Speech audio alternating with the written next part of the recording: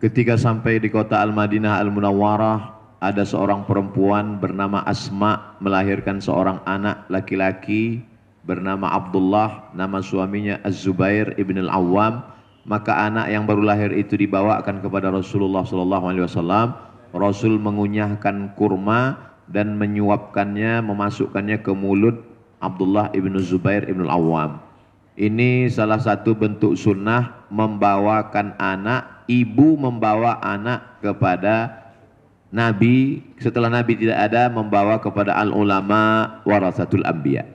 Lalu kemudian ada seorang ibu bernama Ummu Sulaim. Ummu Sulaim punya anak laki-laki bernama Anas bin Malik. Anas bin Malik dia bawa menjumpai Rasulullah SAW. Ya Rasulullah, sahabat yang lain, sahabat-sahabatku ada yang kaya, memberikan tanah, memberikan unta, memberikan dinar dan dirham, uang emas dan perak. Aku tidak punya apa-apa. Ini anakku. Maka dia serahkan ke Nabi. Nabi doakan, Allahumma akthir amwalahu wa auladahu waj'alhu min ahlil jannah. Ini diantara sunnah para sahabat dulu yang diakui, maka dia masuk dalam sunnah takririyah. Sunnah ucapan qauliyah, sunnah perbuatan fi'liyah. Perbuatan sahabat yang disetujui Nabi adalah takririyah. Begitulah para sahabat dulu membawa anaknya kepada Rasulullah sallallahu alaihi wasallam.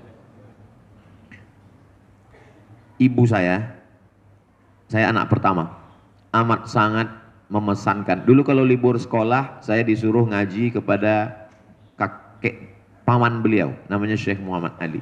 Nanti kamu kalau libur ngaji ke sana. Kalau khatam, alhamdulillah. Kalau enggak khatam, dapat barokah aja. Lalu kemudian ada seorang juara musabaqah tilawatil Quran di Makkah tahun 1986, namanya Ustadz Armawi Abdurrahman. Saya diserahkan kepada beliau, disuruh ngaji, baca Quran, minta doa.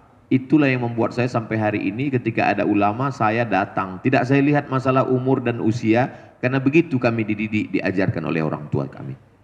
Adapun masalah bisa salaman atau tidak, itu tentu melihat situasi dan kondisi ramai atau tidaknya.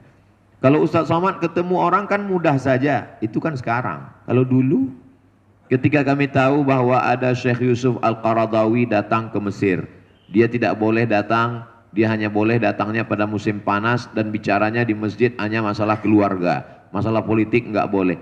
Kami dapat kabar, Syekh Yusuf Qaradawi katanya sedang ada di Kairo. Langsung kami naik bis rame-rame dengan kawan-kawan pergi menyeberang Sungai Nil sampai ke Ajuzah. Di situ ada masjid yang didirikan oleh anak dari Syekh Khalil Al-Khusari, yang kemudian jadi artis taubat. Dia kumpulkan artis-artis taubat. Malam itu kami hadir, Syekh Yusuf Qaradawi menyampaikan tausiah menggelegar berapi-api. Kami nggak paham karena mahasiswa baru.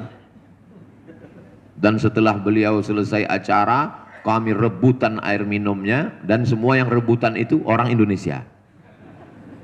Jadi kita memang sudah dididik untuk dekat. Lalu kemudian saya musim panas, katanya ini musim panas ada Syekh Said Sabiq yang nulis kitab fikih sunnah. Beliau ketika itu di Makkah, tapi kalau musim panas dia pulang ke Kairo. Kami pun datang ke Masjid Al-Hadiyul Islami mendengar beliau. Sudah tua sekali, ngomongnya tidak lagi begitu jelas, tapi kami hanya sekedar datang untuk melihat, mendengar, mengambil barokah. Jadi bukan hanya sekarang, dari sejak dulu.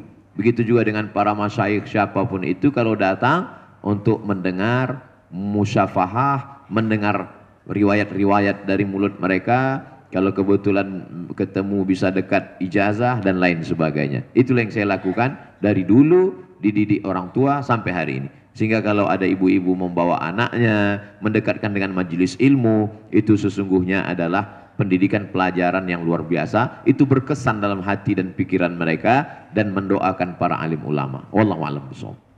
Syukran jazilan kami haturkan.